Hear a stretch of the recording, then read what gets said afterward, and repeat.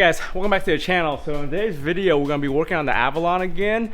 This is a very common issue on the Avalon, the Corolla, and a few other Toyotas that use the exact same mirror right here for the turn signals. So the turn signals on this car are just a regular 194. The problem is you can't remove the bulb or replace it when it burns out. You actually replace the whole entire signal right here. So in today's video, I'll show you how to remove the mirror, the glass, and everything just to get this out and swap it out with a new one.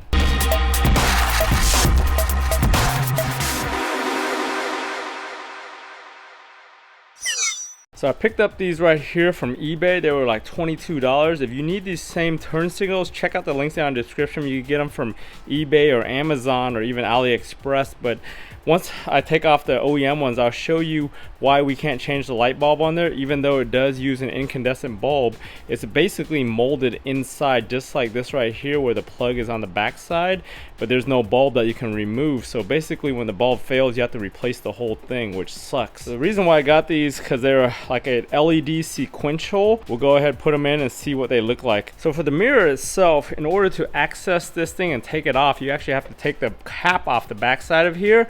To do that, you have to pop this front mirror off. You grab it from the top here, pull it forward and snap it out, and then you take the whole mirror out. Once you take that whole mirror out, inside here there's a bunch of tabs right around here that you have to pop out, along with some more tabs down here. So you need to use a little wedge tool that actually comes with those signals, or if you already have a little pry tool, you could use that. So once you pull the top off, as you can see, it's held on right there by the little clips on there. Once you fold it down, you just push the mirror back the way you got it, and it slips right out from the bottom there with those little tabs. Unplug the wires for your defroster for the mirror, and then just take the whole glass out. So to pop this cover off, we have to pop these clips right here, right there, down here, and then release it from the top and try to pry it off. Make sure you use the wedge tool to get it out pretty easily.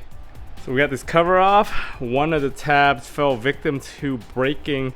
I didn't see that one when I was trying to snap it out, so that one broke, but the rest of them are still intact and they should hold perfectly fine once we snap it back on.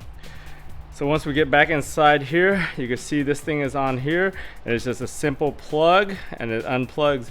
There is supposed to be a screw here, but it looks like from cross cutting they didn't even decide to include that, or it's just regular American manufacturing, I don't know. But you can put a screw back in here if you want to. It probably reduce any kind of vibration, but yeah, obviously it must be a cost cutting thing not to use a screw there. So as we look at the original one we took out, you can see that 194 amber bulb inside, but there's no way to get in there to replace it or anything because this is all a sealed unit. It's actually glued sealed too, so you can't replace it. So that really sucks.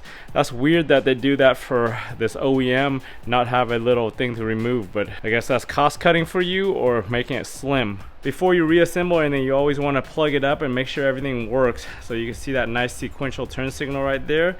It's also black, so it kind of blends in for this car. For my install, I went ahead and found an OEM screw I had in my little box of bolts, and I went ahead and just put it on there just to make sure this thing stays. But pretty much that's it. I'm gonna go ahead and reinstall this, work on the other side, and I'll show you the final results. So we got this side on, took the cover off on this side pretty easily without breaking any clips from learning on the other side already. Went ahead and wiped everything clean inside here just to make sure.